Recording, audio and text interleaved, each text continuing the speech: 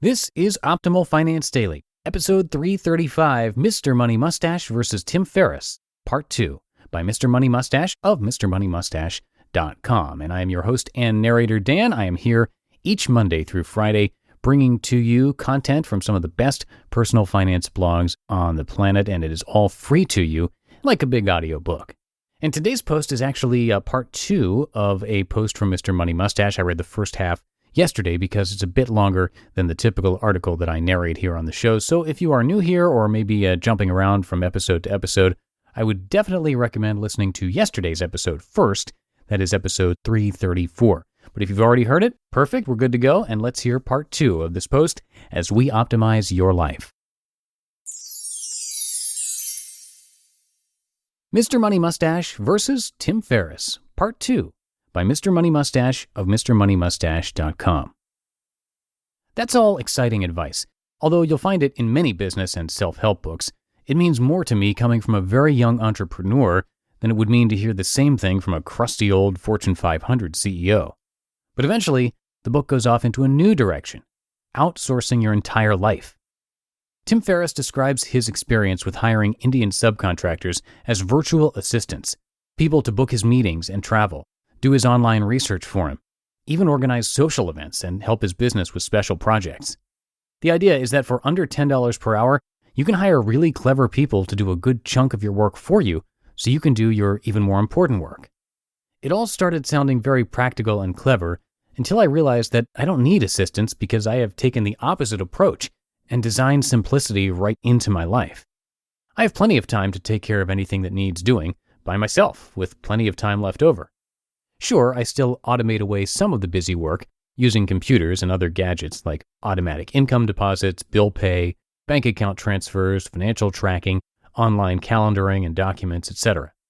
But with those bases covered, I find there's not much else that needs to be done. And that's where we find the biggest contrast between the 4-hour workweek and Mustachian early retirement. Tim goes into great detail on how to start an online business that sells products to people. That is supposed to generate passive income so you can live the life of your dreams. Then he encourages you to add up all the costs in the life of your dreams. He says it costs less than you think. One example he gives is that you can lease a Lamborghini Gallardo for only $2,800 per month. Wow, no problem. The idea of earning financial independence by actually amassing some of your own capital is quickly dismissed. To paraphrase, quote, "To retire on money alone, you'd need like $1 million, which not many people can accomplish. And even if you did get that $1 million, inflation would be eating away 2 to 4% of it each year, destroying your purchasing power. Finally, if you were hardworking enough to save $1 million while you are still young, retirement is going to be about as fun as poking bicycle spokes in your eyes. You'll want to start a business, so why wait for retirement?" End quote. I'll have to call a timeout here. First of all, the perspective on inflation is naive. Investors like you and I always take inflation into account when designing our portfolio. As long as you earn more than inflation, your purchasing power increases rather than decreases.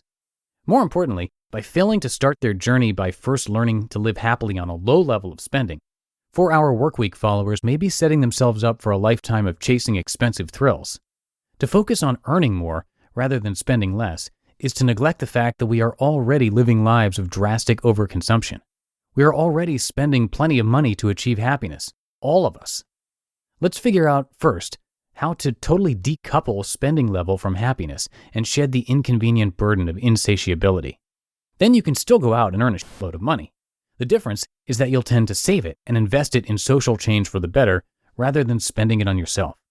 Or you can keep your existing job, save well, and still end up financially independent and free while you're still young.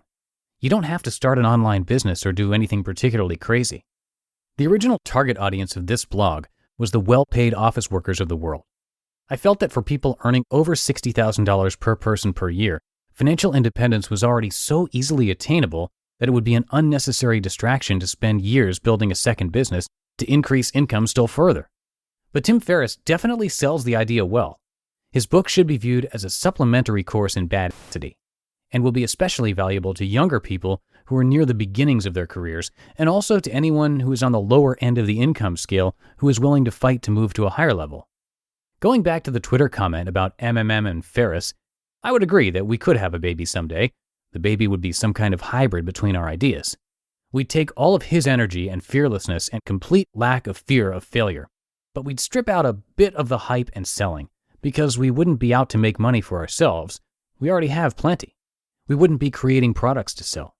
Instead, our product would be a globe-spanning breed of super motivated and ultra-productive badass people that would be out to save the world. You just listened to part 2 of the post titled Mr. Money Mustache versus Tim Ferriss by Mr. Money Mustache of MrMoneyMustache.com. And that wraps up the entire post, part 2 of 2, here where Mr. Money Mustache was taking a look at the similarities and some of the differences between himself and the very high-profile Tim Ferriss. And it is Friday, so I will keep this nice and short for you today. We've also had sponsors this week, so I'll give you a break from any more promotional content. So have yourselves a great weekend, everybody, and I will see you on Monday, where your optimal life awaits. Hello, Life Optimizer. This is Justin Malik, creator and producer of this podcast, but also Optimal Living Daily, the show where I read to you from even more blogs covering finance, productivity, minimalism, personal development, and more from incredible bloggers like Derek Sivers, Zen Habits, Mark and Angel, The Minimalists, and all the ones you hear on this show too. So if you enjoyed today's episode and like taking amazing blogs on the go, come on over to Optimal Living Daily and subscribe to that one too. And together, we'll start optimizing your life. You've been listening to Optimal Finance Daily. Be sure to hit the subscribe button to stay up to date on each new episode and head to oldpodcast.com. That's OLDpodcast.com for a free gift as well as more actionable tips and resources to help you maximize your potential. Thanks for joining us, and remember, your optimal life awaits.